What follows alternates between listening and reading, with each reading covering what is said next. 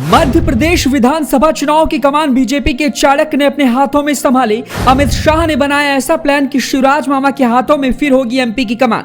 MP में हारे हुए चेहरों पर मोदी शाह ने चला ऐसा दांव कि पूरे कांग्रेस का होगा सफाया। मध्य प्रदेश में बीजेपी करने जा रही नया प्रयोग, हारे हुए उम्मीदवारों को बुलाया भोपाल। एमपी के चुनावी मैदान में उतरने जा रहे यूपी, बिहार, महाराष्ट्र, गुजरात के विधायक मोदी शाह के मास्टर प्लान ने कांग्रेस की नींद उड़ाई। बुरे फंस गए सोनिया और राहुल गांधी। जी, मोदी और शाह ने एमपी चुनाव को लेकर एक ऐसा मास्टर प्लान बनाया है जिससे एमपी में पूर्ण बहुमत के साथ बुलडोजर मामा की सरकार बनना तय है। मोदी शाह ने दिल्ली में बैठक कर कांग्रेस के मंसूबे पर पानी फेरने को लेकर एक ऐसी स्क्रिप्ट तैयार की है कि कांग्रेस कहीं दूर दूर तक नजर नहीं आएगा। मोदी और शाह की जोड़ी यूं ही नहीं राजनीति की सबसे सफल जोड़ी मानी जाती है, क्योंकि मोदी और शाह जो भी प्लान करते हैं उसमें जीत की गारंटी तय हो जाती है। मोदी शाह का दिमाग कंप्यूटर से भी तेज चलता है, तभी तो जैसे ये दोनों नेता किसी भी मंच पर या किसी भी दूसरी जगह दिखाई देते हैं, वैसे विपक्षी दलों की नींद गायब हो जाती है, क्योंकि ये दोनों दिग्गज नेता विपक्षी दलों के खिलाफ कुछ ऐसा मास्टर प्लान बनाते हैं कि इनके प्लान के आगे कोई दूर दूर तक नजर नहीं आता है। तभी तो बीते 9 सालों में देश के ज्यादातर राज्य में बीजेपी की या गठबंधन दल एनडीए की पूर्ण बहुमत वाली सरकार है। इस बीच एमपी, राजस्थान के साथ साथ देश के 5 राज्यों में चुनावी बिगुल बज चुका है, जहां आने वाले कुछ महीनों के अंदर विधानसभा चुनाव होने हैं, जिसको लेकर बीजेपी, कांग्रेस के साथ साथ राज्य की लोकल पार्टियां भी इस चुनावी मैदान में उतरने की तैयारी शुरू कर चुकी हैं।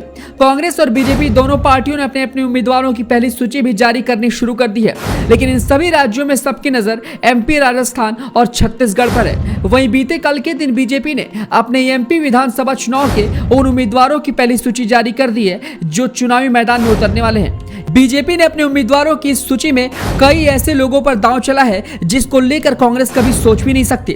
बीजेपी ने इस बार एमपी फतह को लेकर कुछ ऐसा तगड़ा प्लान बनाया है कि बीजेपी ने पिछले विधानसभा चुनाव में हारे हुए उम्मीदवारों पर भी बड़ा दांव चल दिया है।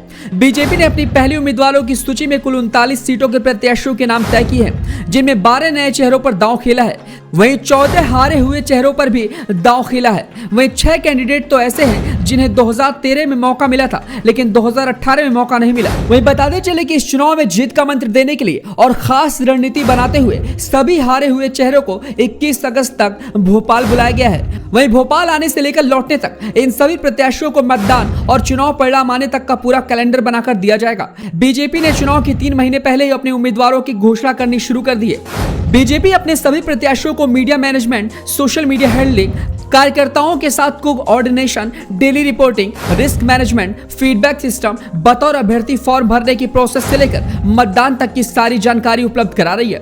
वहीं उम्मीदवारों को यह भी बताया जाएगा कि पब्लिक मीटिंग में भाषण देते समय किस भाषा का प्रयोग करें, यानी आप जिस क्षेत्र से हैं उसी भाषा का इस्तेमाल करें। प्रचार प्रसार में शामिल होने वाले युवाओं को भी ट्रेनिंग दी जाएगी। यूपी, बिहार, गुजरात, महाराष्ट्र से कई विधायकों को बुलाया गया है जो एमपी की 230 विधानसभा सीटों पर जाकर अपने प्रभार की रिपोर्ट सीधे अमित शाह को सौंपेंगे। इसके साथ अमित शाह ने अपने सबसे करीबी और गुजरात के विधायक अमित ठक्कर को भी बुलाया है, जो विधायकों की ट्रेनिंग पर नजर रखेंगे और 3 दिन से ही भोपाल में है। कुल मिलाकर बीजेपी जिस तरीके से तैयारी कर रही है उसमें कांग्रेस के खेमे में चिंता बढ़ गई है, क्योंकि बीजेपी के प्लान के आगे कांग्रेस का कोई भी दांव काम नहीं आने वाला। तो मोदी शाह के इस प्लान को लेकर आप क्या सोच रखते हैं, हमें अपनी राय कमेंट बॉक्स में दें।